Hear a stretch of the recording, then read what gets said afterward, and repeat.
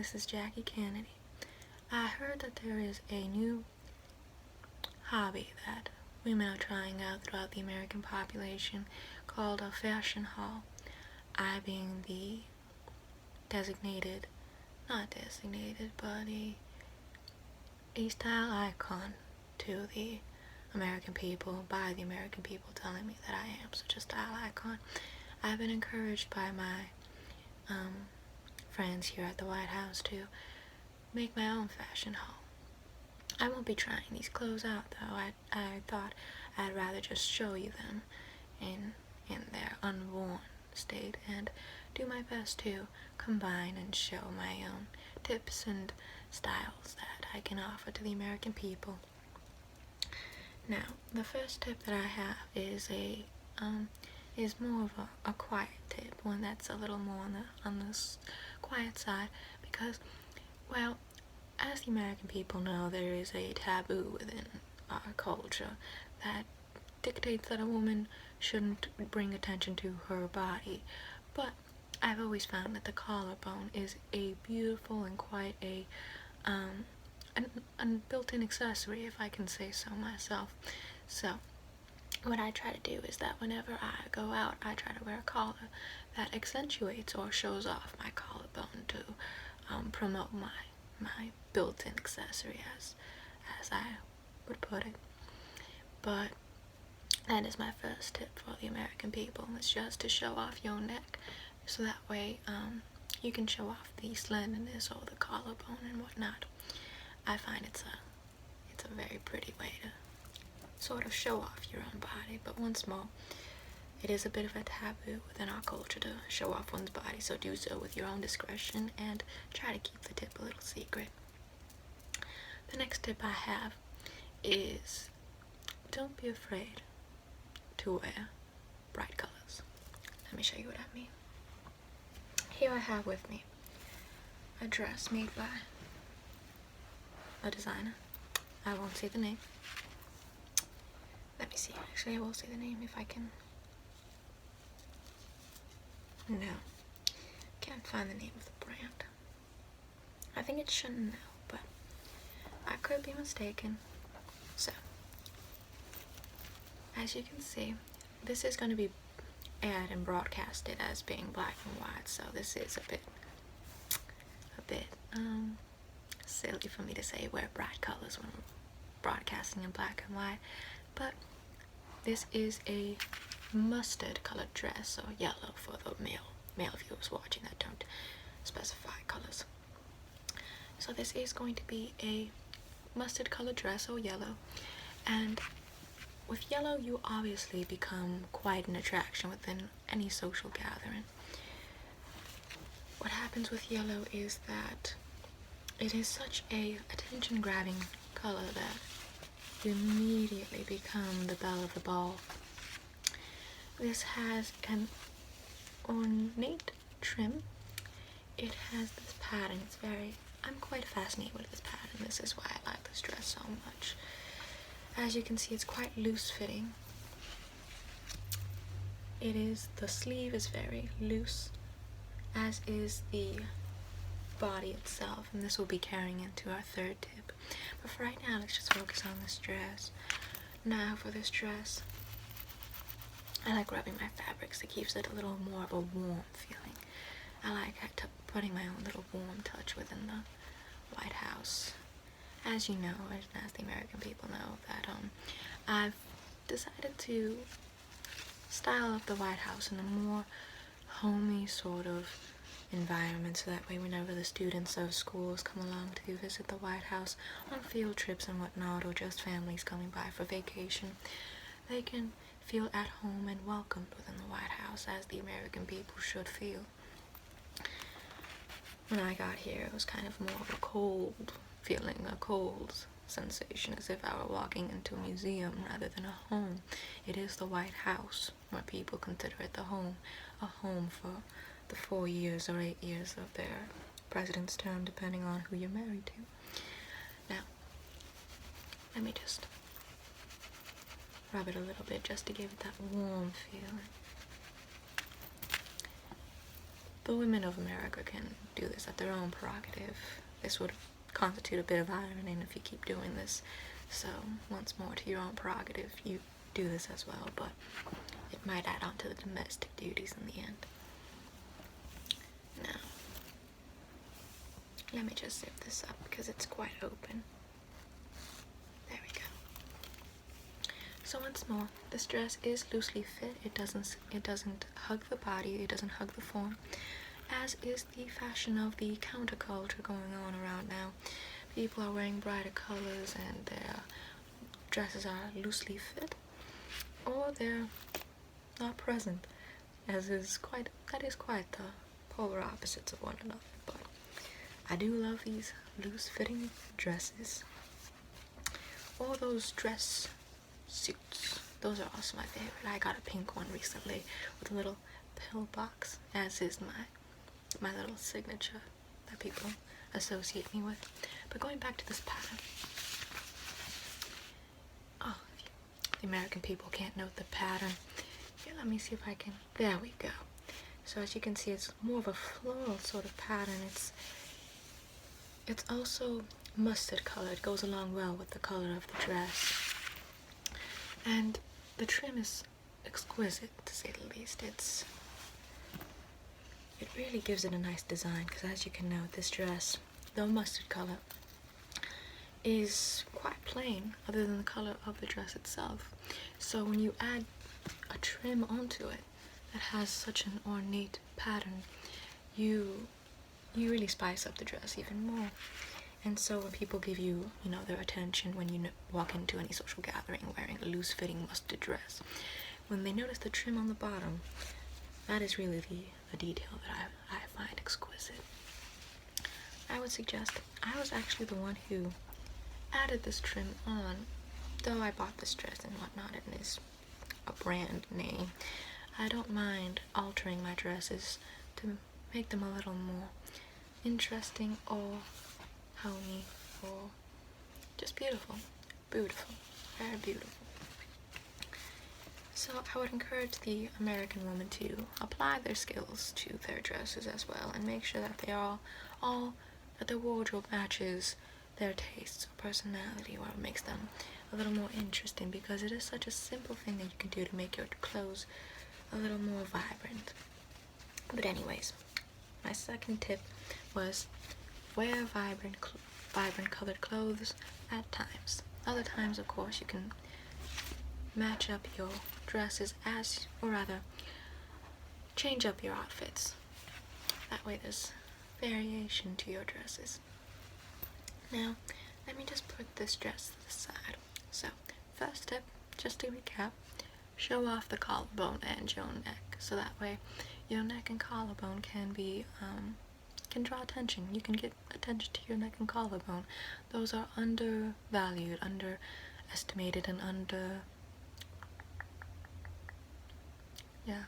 underrated facets of one's body. So draw attention to that, and also wear bright colored clothes at times. Don't be afraid. Don't shy away thinking that it's drawing attention. It is drawing attention, but it's the good kind of attention. It's the attention Jackie Kennedy would bring to herself. So I would encourage people to get into the practice of wearing brightly colored clothing and not shying away from that as much as they do. Now, the second tip the third tip, my apology, American population. The third tip that I'd like to discuss is belts. Now, as you know, that dress was loosely fit, so had it had a belt, it would have been fantastic. This is one of my more uglier belts, to say the least, but you can make any ugly belt be beautiful with a nice dress to go along with it. Now, this belt is a jacket belt, I believe. But when secured upon a dress, it should result in a very beautiful combination. The belts that I try to use are bigger belts, the ones that are colorful or have patterns or jewels or And by jewels, I don't mean, real jewels. I mean plastic jewels, synthetic jewels. So that way, they are very pretty, and they also draw attention to the waist. So that's another part of the body that, you could pay attention to as well. It could be the slenderness of the neck, the collarbone, or the waist. And the belts are a surefire way to draw attention to the waist. So, let me put this belt to the side because it is a bit drab. I wish I could have found one of my more appealing belts, but shamefully I couldn't, so I do apologize. Now, the third tip I'm going to offer, it kind of contradicts the first tip, or the fourth tip. My apologies, American population. Now, the fourth tip that I'm going to offer is that people can be a little more daring when it comes to the collars of one's dresses. The dress here in question, this dress, it's a dark navy blue dress, but the collar is one that is foldable. It is similar to a male's office shirt collar, so it's not very odd, but it is a collar, and a collar is a collar. But I've been noted to be wearing some very odd collars in my wardrobe. There's one collar that's like a turtleneck, but it starts around the collarbone. It shows off the middle part of it, and it stands up just a little bit. So it's like a turtleneck, but not really, because it's not snugging the neck. This, however, is just a routine collar, and I would encourage people to start varying and taking risks with the collars they wear, because it is quite a attractive detail that people often overlook as well. I'm quite fascinated with collars, and I'm not afraid to wear one that might be considered a bit weird, but I like to make it as stylish as possible. That is my role as the woman of the White House. Now, let me just unbutton this collar that there we go. Let me fold this. Don't fold your dresses, ladies. That'll require more ironing, and obviously, unless you like ironing, which I do, it'll be a bit of an iron fest if you fold all your dresses. You want them as flat and as line-free as possible, and that's a fact that most women know. Now, let me put this dress to the side. There we go. Okay. This fifth tip that I have here, I like to wear patterns and graphic designs. This shirt here also has an odd collar now that I noticed. It has a collar that is, what is this? Chiffon? I know my fashion, but I don't know my names. Excuse me, American population. I needed to clear my throat a little bit, but this pattern is one of many flowers, purple and green. Well, the green are the leaves, but the purple and blue flowers are the ones that decorate it. Once more, this is going to be broadcasted in black and white, so that's why I'm describing the colors to you. But this is a blue and purple graphic design of flowers, and the green are the leaves, so these little patterns that might appear in a lighter fashion than the blue and purple are the leaves that I'm talking about. Now, the little collar here is sewn in a way that indicates that there's been, I think it's called chiffon, but that just might be the fabric that I'm talking about. Sometimes I just don't know what I'm talking about, but I do know my fashion, and don't be afraid to wear graphic designs. It might be something that is associated with the counterculture going on nowadays, but that doesn't mean that you have to shy away from it in order to be a classy, conservative woman You can be classy wearing the same clothes that the counterculture hippies wear as well. There is nothing wrong with that. Like, we can learn a lot from the counterculture going on nowadays. Now, there is also some fabric here where you can tie a bow in the back or in the front, but I typically go with the back. And this would also be a nice detail for any social gathering shirt, because this is a shirt, it's not a dress. See, it's a shirt for any social gathering. So, here we go. Putting this to the side.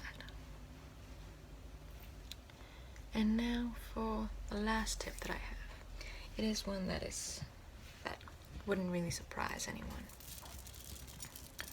The last tip I have are pearls. Now, not all of my pearls are real.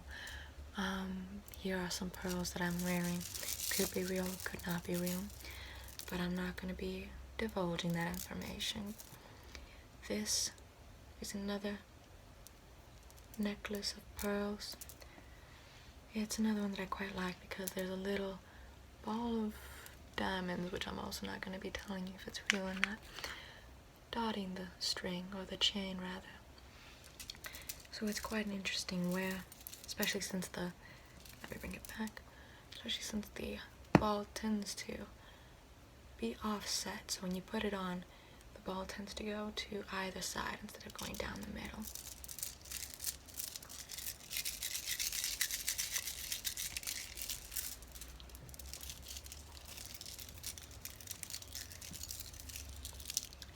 This necklace is quite beautiful because it reminds me of some medieval fashion, considering how this part right here, it looks like those French hoods that used to be popular, or reminds me of the pattern of the French hoods that used to be popular during the medieval times. Not to mention the pearls are reminiscent of Anne Boleyn. But this one is actually one of my favorite pearl necklaces, though I don't really wear it all that much.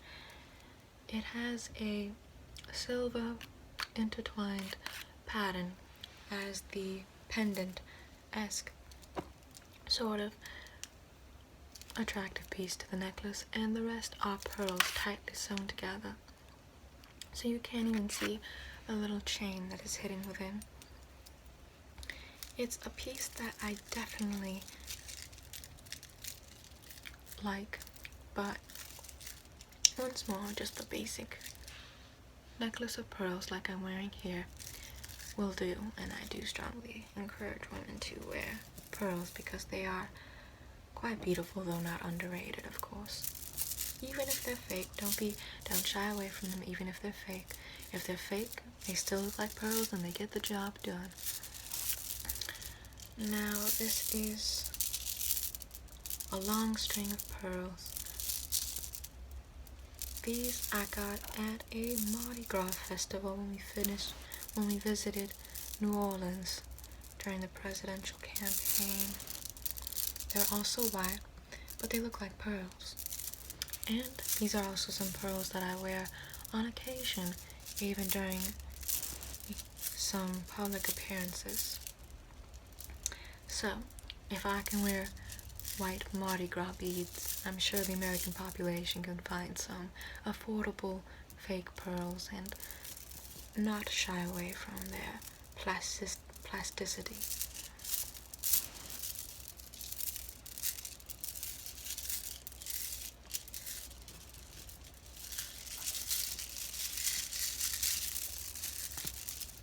I simply want to put them all together so that I can put them back in the box that I found them in. The lovely thing about pearls is that when the pearls themselves are intertwined closely, they don't unravel, they don't intertwine with one another. The Mr. President is getting a call. Hope he picks it up soon. Anyways, if the pearls are intertwined together closely, then the necklaces themselves don't lock and intertwine with one another because they're just too thick for that, so it's easy to take them apart, and that's what I really like about pearls. Not to mention they also look beautiful and elegant and classy and whatnot. Here, let me just put them in one by one so that way I don't want to force my hand and have to get them intertwined, but that's a lovely thing about it. Even when you try, they come apart easily, just like they just did.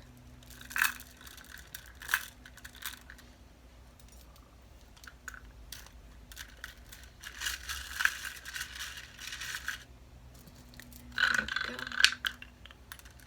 That has been my fashion tips, and I thank you, American population, for tuning in to watch this special of my